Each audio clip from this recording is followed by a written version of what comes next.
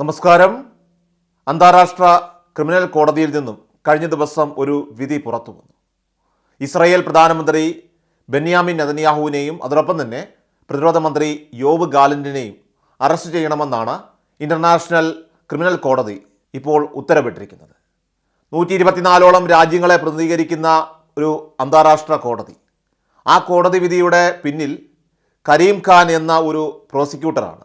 കരീം ഖാൻ എന്ന പ്രോസിക്യൂട്ടറാണ് ഇത്തരമൊരു ഹർജിയുമായിട്ട് അന്താരാഷ്ട്ര കോടതിയുടെ മുന്നിലെത്തിയത്. കരീം ഖാൻ പാകിസ്ഥാൻ വംശജനാണ്, മതഭ്രാന്തൻ എന്നൊക്കെയാണ് ഇപ്പോൾ ഇസ്രായേൽ ഇയാളെ പരിഹസിക്കുന്നത്. അന്താരാഷ്ട്ര കോടതിയുടെ മുന്നിലെത്തിയ കേസിൽ നെതന്യാഹുവും അതോടൊപ്പം തന്നെ യോവ് ഗാലന്റും യുദ്ധ കുറ്റകൃത്യങ്ങൾ ചെയ്തുവെന്നാണ് കണ്ടെത്തിയിരിക്കുന്നത്. 2023 ഒക്ടോബർ 8-നും 2024 മെയ് 20-നും ഇടയിൽ ഗാസയിൽ യുദ്ധകുറ്റങ്ങൾ നടത്തി എന്ന കുറ്റങ്ങളൊക്കെ ആരോപിച്ചാണ് നെതന്യാഹുവിനും അതോടൊപ്പം തന്നെ ഗാലന്റിനും എതിരെ ഇപ്പോൾ അന്താരാഷ്ട്ര കോടതി അറസ്റ്റ് വാറണ്ട് പുറപ്പെടുവിച്ചിരിക്കുന്നത്. ഗാസയിൽ മനുഷ്യത്വരഹിതമായിട്ടുള്ള സമീപനങ്ങളാണ് അവർ കൈക്കൊണ്ടത്.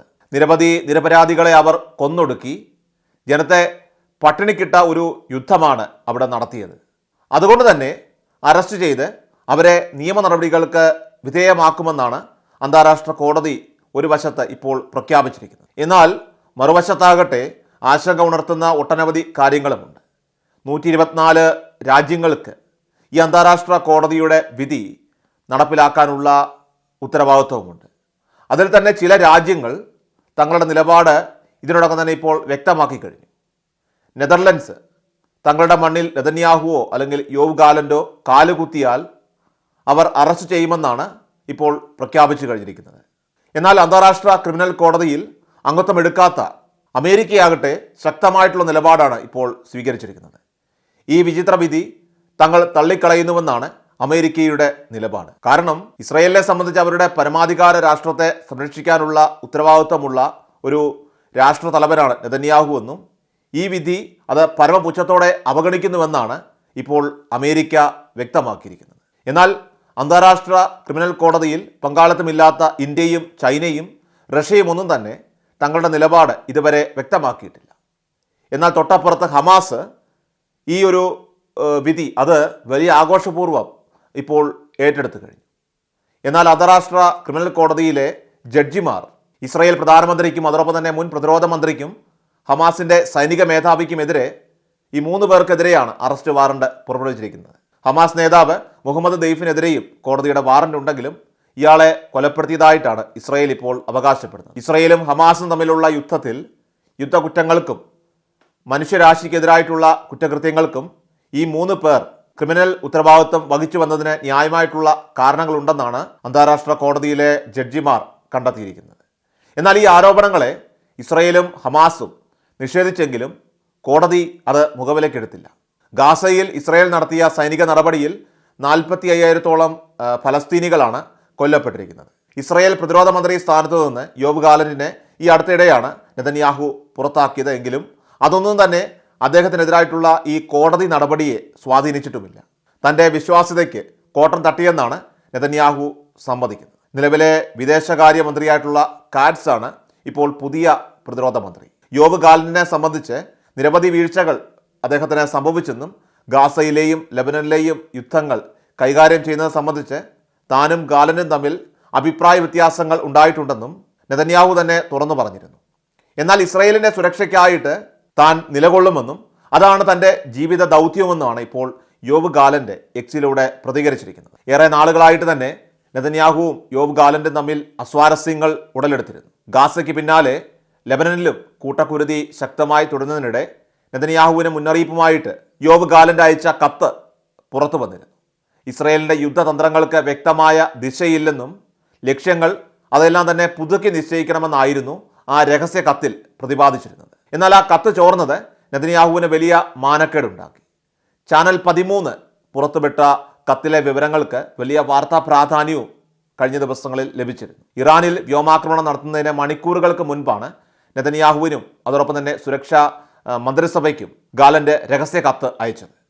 രാജ്യസുരക്ഷയുമായിട്ട് ബന്ധപ്പെട്ട നിരവധിയായിട്ടുള്ള വലിയ ആശങ്കകളും ഈ കത്തിൽ പങ്കുവച്ചിരുന്നു.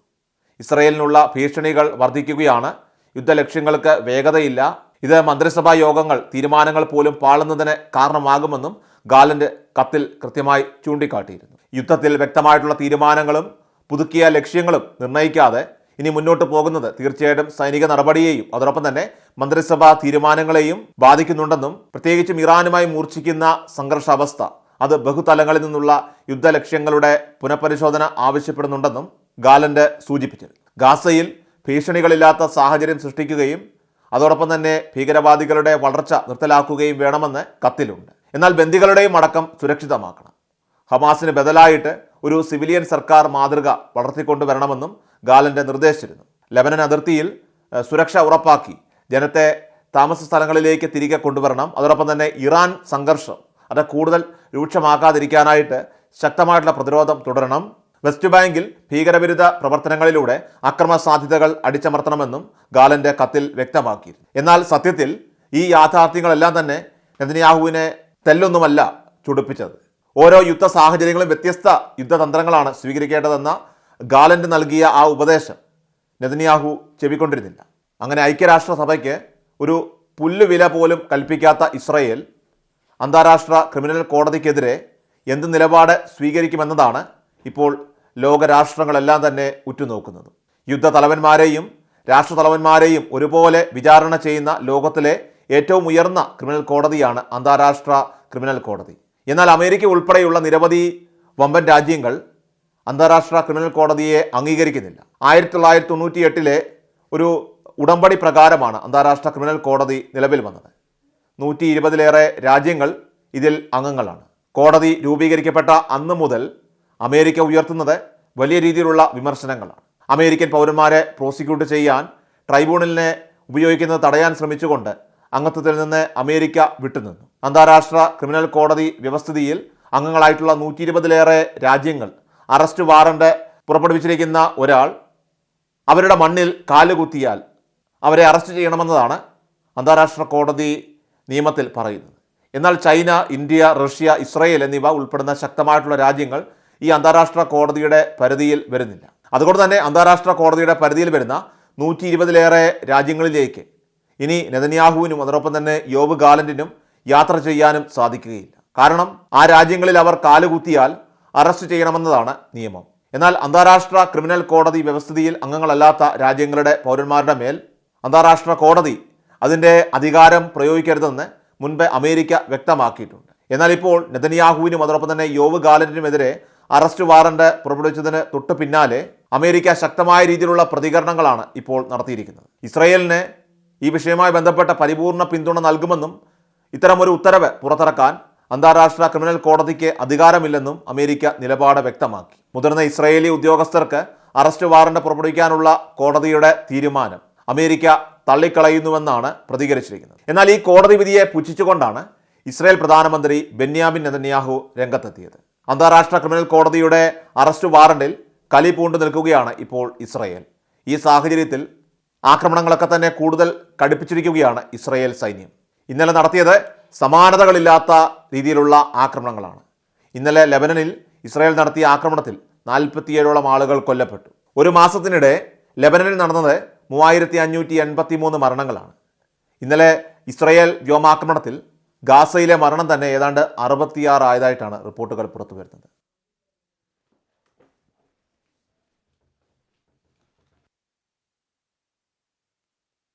എല്ലാ ദിവസവും വാർത്തകൾക്കും യൂട്യൂബ് ചാനൽ സബ്സ്ക്രൈബ് ചെയ്യുക, ഫേസ്ബുക്ക് പേജ് ഫോളോ ചെയ്യുക. വാർത്തകളുടെ നോട്ടിഫിക്കേഷനായി ബെൽ ഐക്കൺ എനേബിൾ ചെയ്യുക.